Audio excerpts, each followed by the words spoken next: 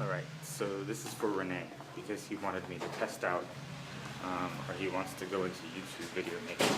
So I thought I'd give you a little tour of the back alleys of Suzhou, which is where I am, Suzhou, China. It's about 30 minutes by bullet train outside of Shanghai, and it is an ancient little village that is fairly historic and fairly famous because of the canals. It was connected to the Great Canal, which led all the way to Beijing, and there's a motorcycle going by. I had to let him go. Because the alleyways around here are very narrow, as you can see, to the left and to the right. I'm actually not sure if it's to the left or to the right, but whatever the case, only one person can fit through. I'll go ahead and spin the camera as we come out of one alleyway, so you can kind of get an idea of what it looks like. And almost the entire city seems to look like this, at least the historic center, the nice stone, in some cases cobblestone roads, the little alleyways that go in multiple directions, and it's very easy to get lost. As a matter of fact, to be honest with you, I think I'm lost already. I'm trying to find something called the Couples Retreat, which is a garden on one of the canals, my last stop before I head back to Shanghai. And anyway, that's just, again, a little preview. I'll give you one last shot as I turn the camera around as we come up on some more alleyways and such. And with that, I say adieu.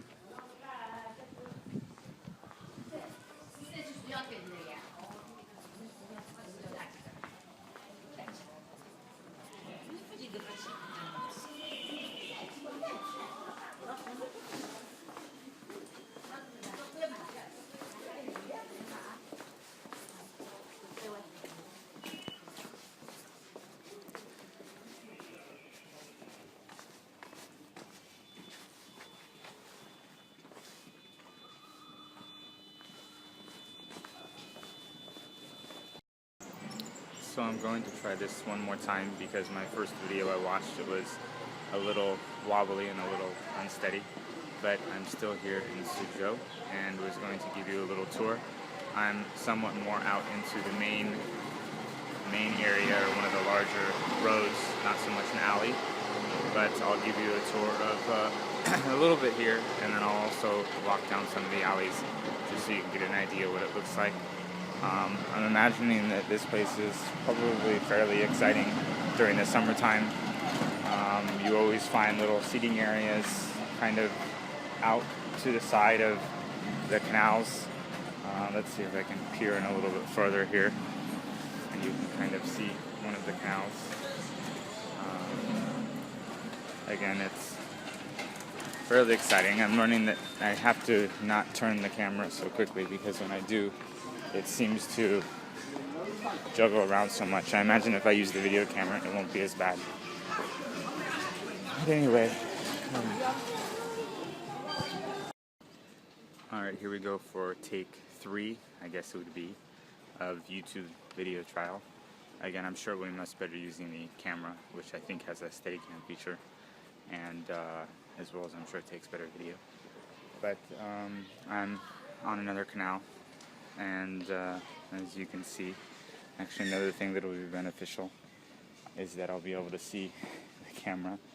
As of right now, I have to spin the camera around and I can't even see what direction I'm facing. But I'm basically up on one of the many bridges that go up over the canals, and I'll be taking us down another alleyway. Again, I guess this will be third try. Let's see how this works. The other thing I noticed I have to be careful of is when you're filming, you're not really paying very good attention to the what's going on in front of you. So I almost walked into a guy already. So that's something I have to practice if we're going to do this. Anyway, so we're going down another alleyway, and as you can see, I have a bike coming up behind me. Strangely enough, it's New Year's. Actually, no, it's New Year's Eve here in Suzhou, in China in general. The Chinese New Year, I believe, occurs tomorrow. And it's the busiest it's been. It's been very quiet, and everyone told me a lot of things would be closed and it would be quiet because of the New Year that people usually spend with their families. And so I'm surprised that here it is New Year's Eve. on the verge of the actual holiday, and it's the busiest it's been. Having said that, it is winter time, and there aren't a lot of people here. It's not too cold. It's, actually I'm not sure how cold it is, but I really don't even need this jacket on, especially when you start walking. It's fairly okay. But despite that, I imagine it gets very busy during the summertime. I'm going to turn the camera around as we go down another alleyway. As I mentioned earlier, this is something that should be easier with the handheld camera because as of right now, to be honest with you, I can't even see what's being filmed. I just have the back of the camera facing me, and hopefully it turns out okay. So as I was saying earlier, Suzhou is really made up of a bunch of these alleys that kind of twist and turn and wind and make their way around the city. Sometimes they just end, which is a bit frustrating after you've been walking all day long and you just want to get back to your hotel or find something to eat. As a matter of fact, this one just ended. So we turn back around and go back the way we came and essentially try and find a route that gets you through. It is a fairly nice city.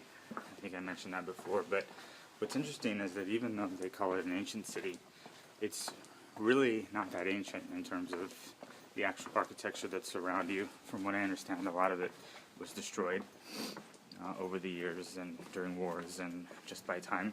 And so much of what you see is actually newer buildings. Strangely enough, many newer, what I would call communist-style architecture tends to abound. However, they do a good job of somewhat making it look old. They paint it white, or the whitewash it as they say, and they put the terracotta, I'm assuming they're terracotta or slate tile roofs on, just so everything blends in, and they still create all these crazy alleyways that go everywhere. But it's nice. Again, it probably would be a little better if they actually were a little bit more historic, but I'll take what I can get. And it is very charming. I keep trying to describe what it's like, and every time I go to a Chinese city, I feel as though I'm trying to compare it to something, and everyone actually always seems slightly different.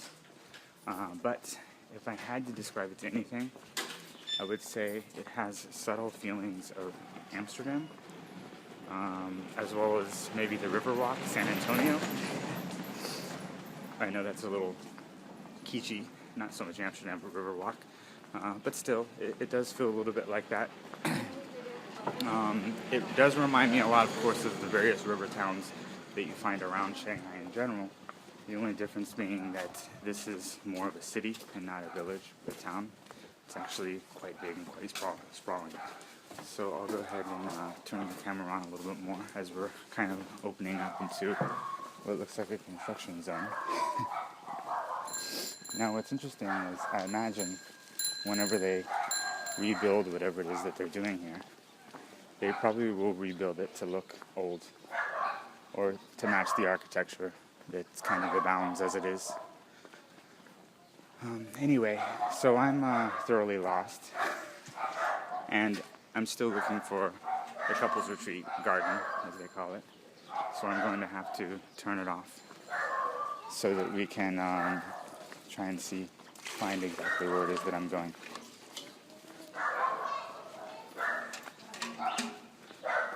It's a real well.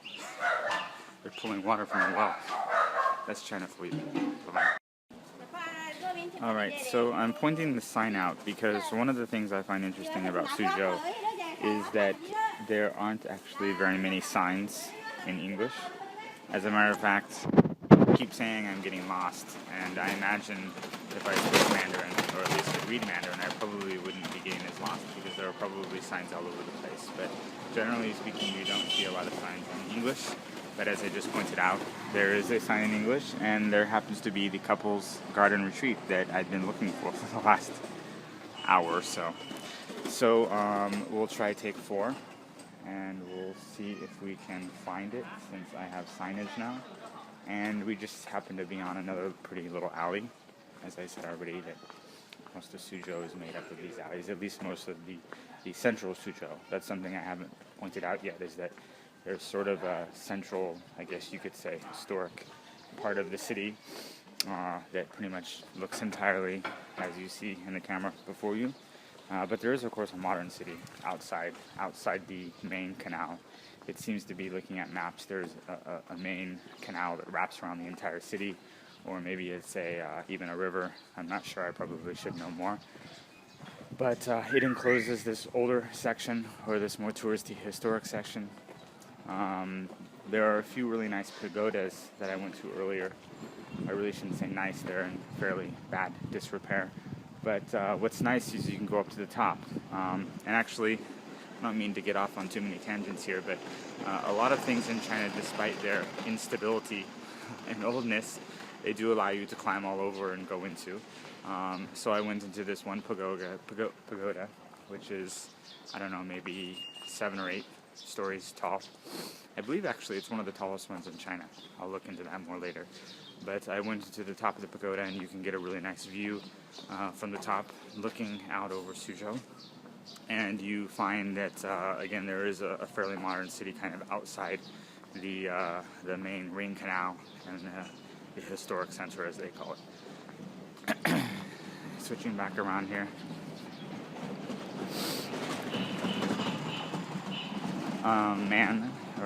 Woman hanging fish on the laundry lines. Kind of a nice view. Believe it or not, fairly typical in China. I will say you see some crazy things traveling through China. And what's even more amazing about it is that, as crazy as some of the stuff is, it actually is a fairly modern country. That is, when you travel around to the various cities, you will find that there are modern conveniences, but at the same time, there are ladies hanging fish on laundry lines. Actually, I say it's kind of like traveling through time. I think I've used this before, where sometimes you feel like you're in the 21st century. Actually, sometimes you feel like you're in the 23rd, 24th, with futuristic buildings and futuristic architecture, but then you go around a corner and you're back in medieval or ancient times, which, as you saw in the previous clip, people still pulling water from wells. Speaking of water, what I find interesting is in Suzhou, as well as even in Shanghai and a lot of Chinese cities, many buildings don't even have running water. So they still, in Suzhou's case, use wells. You will still see men and women going down to the canals and pulling water. I'm not sure for what. Hopefully not drinking, because the water is not necessarily the prettiest color. But most interestingly, many times we'll go down this little side alleyway. They don't even have toilets. So you'll find a lot of public toilets around China, in Suzhou as well, since we're in Suzhou, which is nice if you're a traveler and you need to use the restroom. But it's just interesting to point out that these public toilets are because that some of the houses do not have toilets in them. So if you have to go to the restroom in the middle of the night, you pretty much get up and walk out to the street and find one of these public toilets, and you go. Anyway, never take a toilet for granted. Actually, you shouldn't take a toilet for granted, because one of the things I should warn you traveling through China is many of the toilets are squat-type toilets. So, and you should bring toilet paper. Always carry toilet paper with you. You never know. Actually, most of the time you will not find toilet paper in toilets. Well, I've been looking for the couples retreat, and I don't know if it's a lack of signage, even though I said we did see the English signage a moment ago, or if it's just me not paying attention and getting lost, but I have no idea where I am again. So I'm going to keep walking for a little bit further, and if I don't stumble upon it, then I'll probably turn back and see if I can make my way back out to the signage. And again, I'll leave you just with some videos, and maybe check in one more time. I'm not sure. We'll see.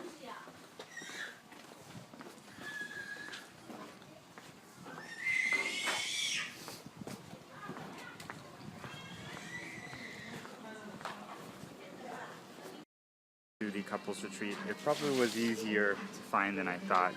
It's just I was completely paying attention to what I was filming. So I did want to film though. There's this really cool guy.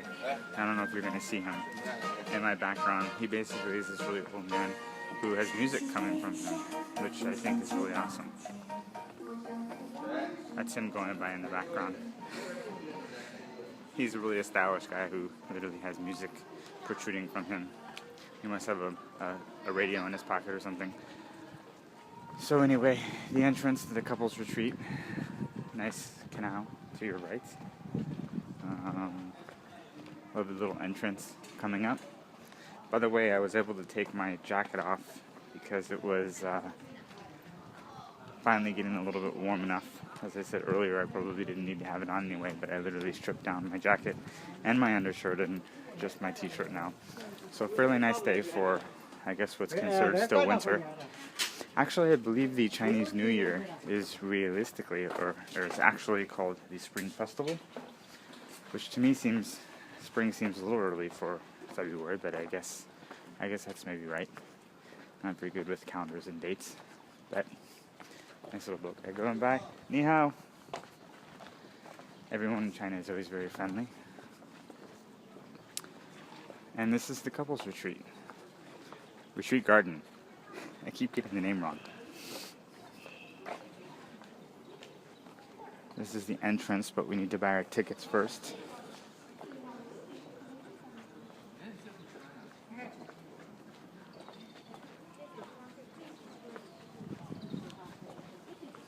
I believe the ticket office is down this way. Oh.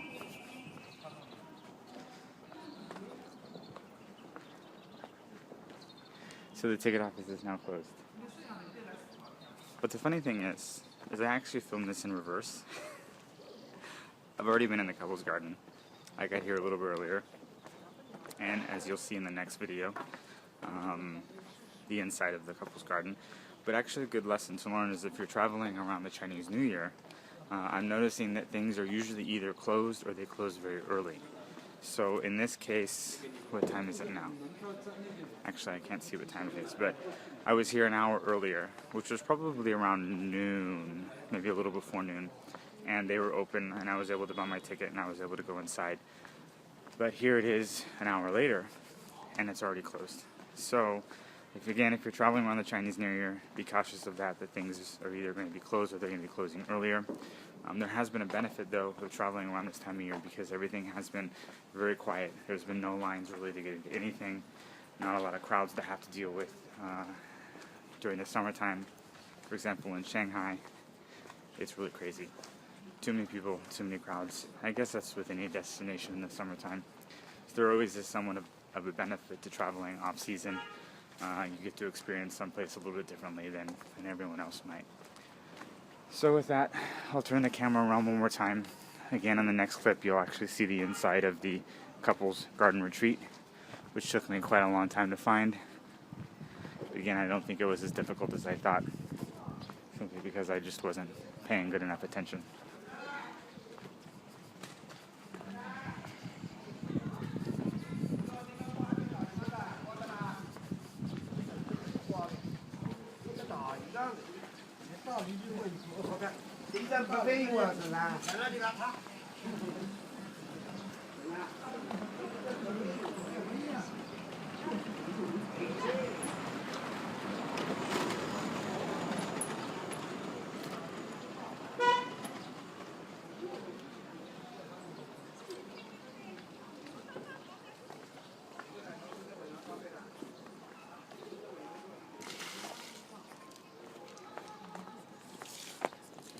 Okay, so I have finally made it to the couples garden retreat, and I have my ticket. I'm actually inside already. It's fairly easy to get into these gardens, and actually a lot of the attractions in Suzhou, they're fairly well labeled in terms of the price. Obviously most of it's in Chinese, but the nice thing is numbers are universal, at least here in China. They use the same numbering system as we do back home, so you can see 20 and the RMB sometimes. By the way, it was 20 RMB to get in. And basically this is very famous for Suzhou. It's these gardens that are kind of hidden in, I guess you could say, courtyards. But usually it's a series of courtyards, one after another, that lead into different little sceneries, I guess you could say. You see a lot of these rock formations. I apologize, I should probably know more about what it is that I'm looking at, but I don't. But they just make up these little sceneries, almost like out of a Chinese movie. I hate to say that. But they're very nice. Now, I don't know if they're always this quiet and peaceful. I imagine if you come back in the summertime, they're probably very busy. But this is actually one of the things I really liked about Suzhou, even though I wouldn't necessarily typically enjoy going to a garden. Chinese cities can be very noisy and very hectic and very crazy. Lots of honking and loud people, and you go into these little gardens and it's unbelievably peaceful and unbelievably quiet. Again, I'm sure during the summertime it's probably a lot busier in here and a lot more noisy, but I really have just enjoyed getting off of the main roads and peeking into these gardens. There are a lot of them. I've actually been to 3 since I've been here. They're all slightly different. Same concept though. Some of them larger than others. I know what makes some of them more famous than others is how they use their space. That is, I went to one called, actually I don't know exactly what it was called, but it's something along the lines of the Fisherman's Net Garden.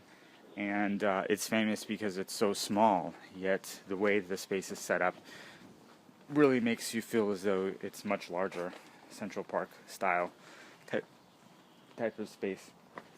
Now, the other thing I don't know, and this may be a winter thing, is that there seem to be a lot of potential for waterfalls coming off of these rocks. Again, I feel silly saying this, but I think during the summertime there might be waterfalls. But because it's winter, I'm thinking the water features might be shut off. I say that because you can see wears in the rocks in certain spaces, and you can definitely see areas that look like they should set up or designed to have little waterfalls. Again, I could be completely wrong, but waterfalls or not, it's still very nice. And definitely a nice little retreat. Now, I believe that a lot of these were actually people's homes at one time. And it's really, they're not just famous just for the houses, just for the gardens themselves, but you also can walk into these little room areas, and sometimes they have furniture inside of them. This one just has a table, the Moon Viewing Pavilion, but there are others that actually have like living furniture, as though someone lived in these spaces. But the spaces themselves, I believe, are fairly important because how they're set up to kind of take in the views of the garden. Again, I apologize, I probably should know more, but it has a lot to do with feng shui, and how you can look out all these windows and see the amazing view. So again, here's like a little dining area. Actually, this is called the Studio of Returned Ink Slab. The Studio of Returned Ink Slab. I think that might be Chinglish. Another kind of funny thing you'll find in China is that many of the translations aren't exactly correct. You usually can get the meaning, but they're just not exactly translated. As a matter of fact, I've always thought that would be a good career. I shouldn't say career, but maybe money-making opportunity for someone who speaks really good Mandarin to come here and help the museums and gardens and whatever else, just signs in general, throughout China. Have a better job translating. Again, not just Suzhou. You see this everywhere in China. So, I think I'm going to shut the camera off for good and just enjoy walking around the garden more. Again, I'm heading back to Shanghai today. Maybe I'll do one more from the train, since the bullet trains in China are somewhat exciting. By the way, one last note actually, I don't know if you can hear the fireworks.